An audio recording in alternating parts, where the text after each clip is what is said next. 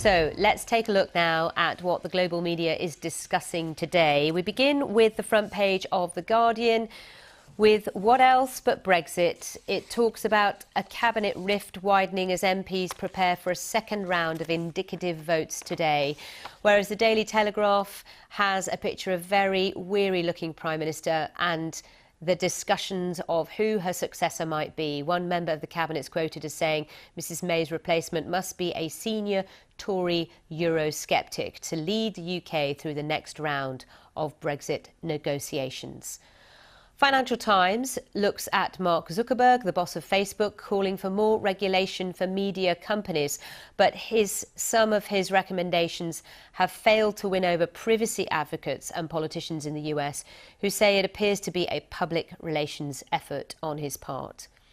Heading to Slovakia, this is the Slovak Spectator, where voters have brought a rare Liberal win in Central Europe. The broadsheet asks if the presidential win might set a trend in the region.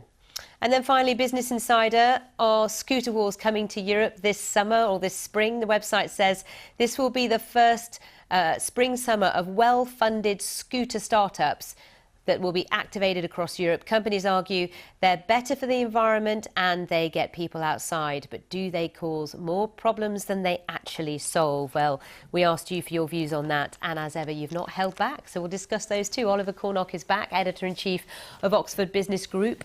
Let's get stuck in, Oliver, and begin with the Guardian's front page. Ministers try to force May's hand as the cabinet rift widens. That's the Guardian headline. I mean, it's on the front page of all the papers here in the UK again.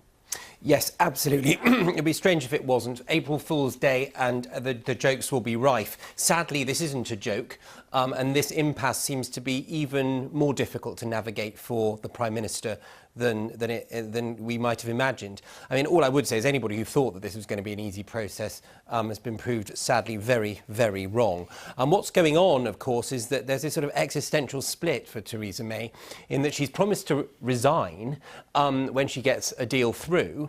However, those people who are more likely to go for this soft deal that she is a proponent of are very concerned about who comes next, which of course is the Telegraph story. So it's really difficult to see how this has helped. Similarly, the opposition are equally concerned that whoever comes next are more likely to be more hardline.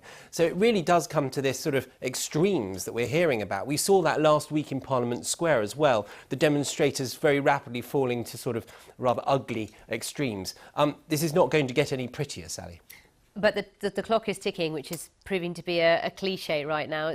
We say it all the time because we've got till the 12th of April, and actually, you know, the European Council have called for a special meeting on the 10th of April, I believe, in which they want to discuss what the next proposal is from the UK. So we have got to come up with something prior to that, in theory, or we leave on the 12th of April without a deal. And today's process in Parliament of indicative votes, non-binding indicative votes, might come up with some sort of indication as to what Parliament might feel able to back. Now, that is highly thought to be a customs union. Well, that is really very unpopular with Theresa May and the Conservative Party's bedrock. Indeed, the vast majority of people on the industry, I think, really feel that as well. So it's a very hard one to see how this is going to gain support. And again, it's not a guarantee that the government would support whatever Parliament came back with. That's what it's coming down to, this tussle between Parliament and government. Let's look at the Daily Telegraph then. So that's the Guardian in its discussion. They're talking about, you know, the Tories need experience at the helm. It's quoting Chris Grayling, the head of the Department of Transport, saying May's successor must be a Brexiteer who can hand over to the next generation as a cabinet split emerges. This won't do Chris Grayling, who's not been very popular. I mean, this is going to probably make him a little less popular. And let's not forget, Sally, that it was only a couple of years ago that May was seen as the steady rudder to see us through this. So the Telegraph's got rather short memory because they were the people championing this experience. She was the Home Secretary that had been there for a very long time, been very steady. I mean, I think what this does show is that nobody really knows. There are apparently knows what? Who might succeed, exactly. Theresa May? Or knows what would garner enough support.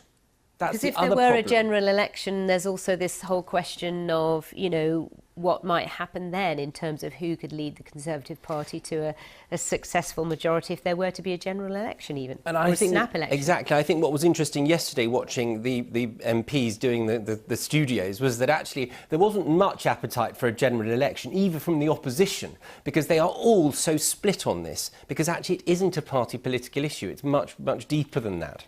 Do you have a sense of what might happen? It's so difficult to predict right now, isn't it, what the outcome of all of this is going to look like? No, I don't. And I don't think anybody does. And as where we started when we were talking in the business section, actually investors and business people really want some sort of certainty. Sentiment's pretty low.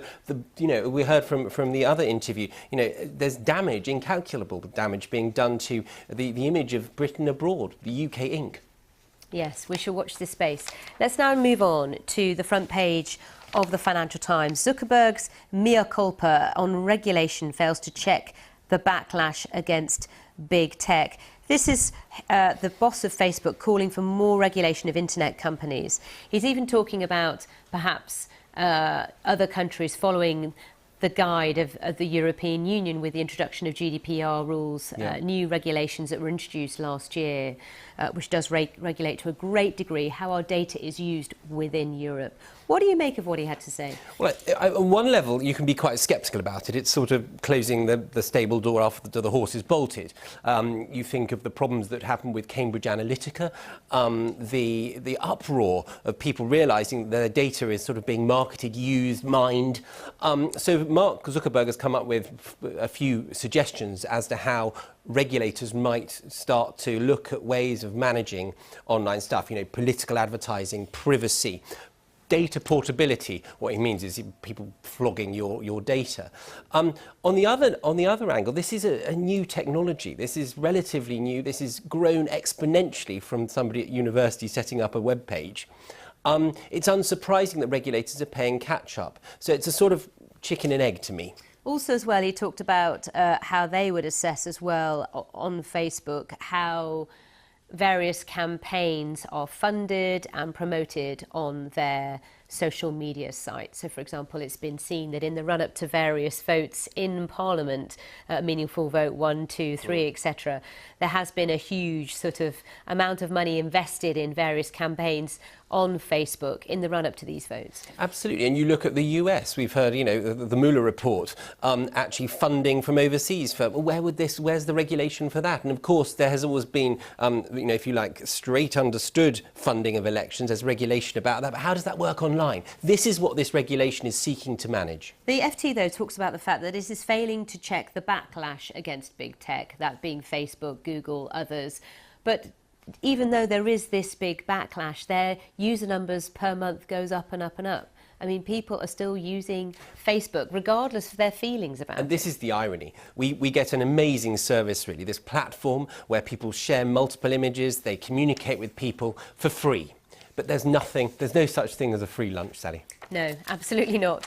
Let's have a look now at the press in Slovakia, because they've got a new president, a liberal woman, Zuzana Caputova, who surprisingly won in this election. What does this mean for Slovakia and for the region, do you think? Well, it's really interesting, as you point out, regionally, where we've seen people like Viktor Orban in Hungary, who's quite radical nationalist agenda, not particularly pro-European, not particularly pro-integration.